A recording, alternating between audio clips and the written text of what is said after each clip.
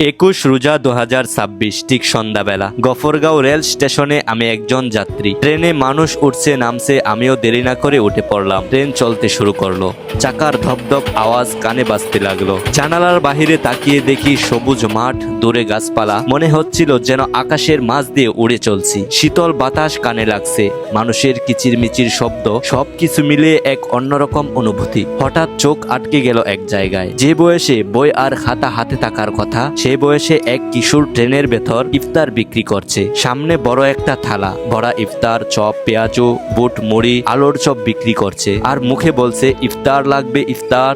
পেটের দায়ে সংসারের দায়িত্ব কাঁধে তুলে নিয়েছে এত অল্প বয়সে। দৃশ্যটা দেখে বুকের ভেতর কেমন একটা ধপধপ শব্দ উঠল। মনে হলো যদি তার কানের কাছে গিয়ে জিজ্ঞেস করি তোমার স্বপ্ন কি, হয়তো সে একটু চুপ করে থেকে বলবে আমি তোমার মতো হতে চাই, কারণ তোমার মতো জীবনটাই আমার স্বপ্ন। আর তখন বুঝলাম আমরা যে জীবন নিয়ে অভিযোগ করি সেই জীবনটাই হয়তো কারো কাছে সবচেয়ে বড় স্বপ্ন।